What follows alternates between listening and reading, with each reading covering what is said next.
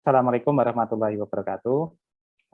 Terima kasih ini waktu yang diberikan untuk bisa share kembali apa yang bisa kita gunakan eh, untuk apa istilahnya untuk mendukung rencana apa namanya kegiatan dukungan terhadap shelter COVID-19 di Indonesia nih.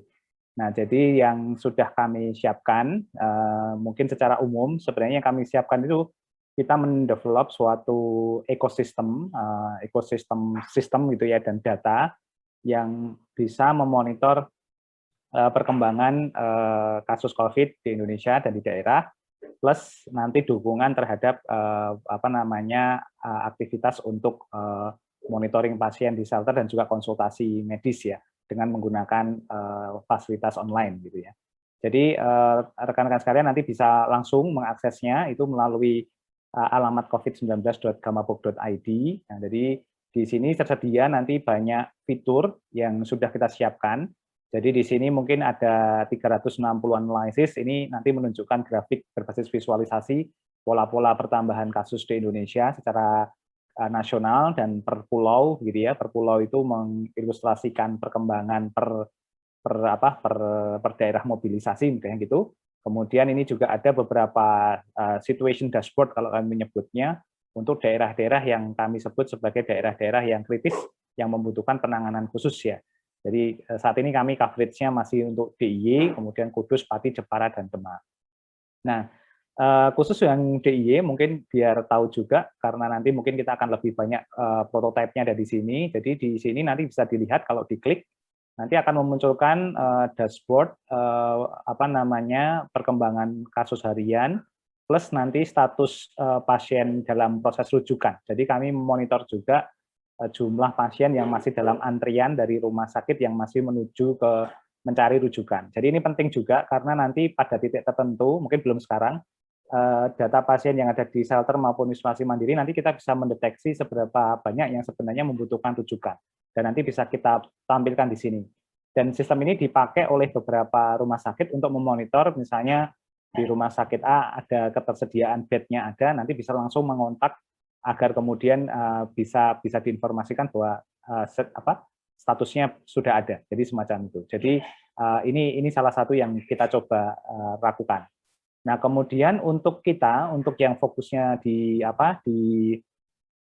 shelter dan penanganan shelter, kami menyiapkan dua sistem. Jadi sistem pertama adalah sistem informasi tangguh, kita sebut sebagai SI tangguh, si tangguh gitu. Ini adalah digunakan untuk shelter monitoring. Jadi ini seperti analoginya seperti siranapnya Kementerian Kesehatan yang digunakan untuk memonitor okupansi rate dari ketersediaan di rumah sakit. Kalau ini sebenarnya okupansi rate di setiap shelter yang tergabung di sistem kita. Nah, di sini nanti ada beberapa fitur. Ini tidak perlu login sebenarnya, karena ini hanya menunjukkan nanti peta persebaran shelter kita. Jadi nanti setiap shelter yang kita tangani itu nanti akan ditampilkan di sini, baik lokasi maupun informasi shelternya. Jadi nanti kalau dia misalnya kita sudah masukkan, nanti kita tinggal klik gitu ya, dan nanti akan kelihatan alamat shelternya, foto shelternya sebenarnya, sampai kapasitas dan seterusnya. Sebenarnya semacam itu. Jadi cukup detail nanti gitu ya. Nah, ini untuk memudahkan mobilitas dan juga dukungan terhadap kebutuhan shelter nantinya. Nah, di sini informasinya nanti ada peta, ini peta. Jadi kemudian kalau kita klik yang kita keluar situ sebentar. Ini mungkin saya klik gitu ya, biar lebih enak. Nah, ini nanti keluar yang namanya occupancy rate ya. Jadi occupancy rate dari shelter itu menunjukkan nanti shelter-shelter yang kita manage itu akan ditampilkan jumlah keterisiannya. Nah, jadi semacam itu. Jadi ini memang belum terlalu rapi, terus terang saya bilang, karena tidak semua shelter cukup disiplin untuk mengisi datanya. Nah, nanti harapannya dengan bantuan tenaga relawan yang nanti ada ditempatkan di setiap shelter, nanti setiap jam 12 itu sebenarnya kita sudah bisa mengisi datanya. Nah, yang nanti grafik semacam ini nanti akan ditampilkan grafik jumlah yang tersedia maupun yang sudah terisi. Terus kemudian juga ini jumlah jenis pasien ya. Jadi ada pasien anak-anak, balita, bayi, dan dewasa juga nanti akan terlihat demografinya. Kemudian ini yang tidak kalah penting, yaitu kebutuhan atau fasilitas yang dibutuhkan oleh shelter tersebut. Nah, di sini nanti si relawan yang ditempatkan di shelter itu dibutuhkan untuk menginput data shelter ini. Jadi kalau nanti ini adalah misalnya ini shelter baru, nanti dia harus mengisikan nama shelternya.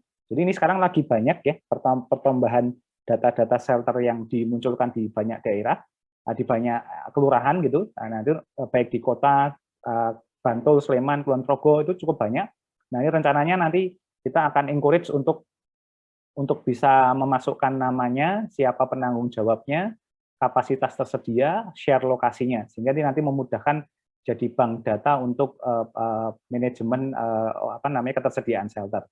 Nah, itu input data, kemudian ini cukup sekali. Kemudian yang kedua nanti kita juga ada yang namanya model melaporkan ketersediaan. Jadi nanti nama shelter yang sudah masuk nanti akan di-list di sini, kita tinggal memilih. Ini prakteknya sekarang setiap jam 12 siang, nanti setiap shelter itu nanti mengisikan jumlah tempat tidur yang saat ini terisi, ya, kemudian yang masih tersedia. Jadi ini bukan kapasitas, tapi yang tersedia. Jadi kemudian jumlah pasien yang kriterianya anak-anak, balita atau bayi, karena ini biasanya nanti butuh penanganan khusus.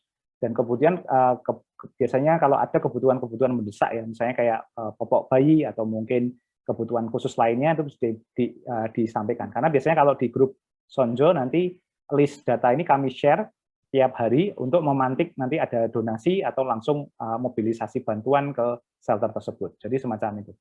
Nah, kemudian ini daftar shelter yang sudah ada. Jadi kalau kita klik nanti sudah ada daftar shelter yang apa istilahnya itu bisa kita lihat. Kalau datanya rapi, nanti nama PIC, nama kontak itu kita publish.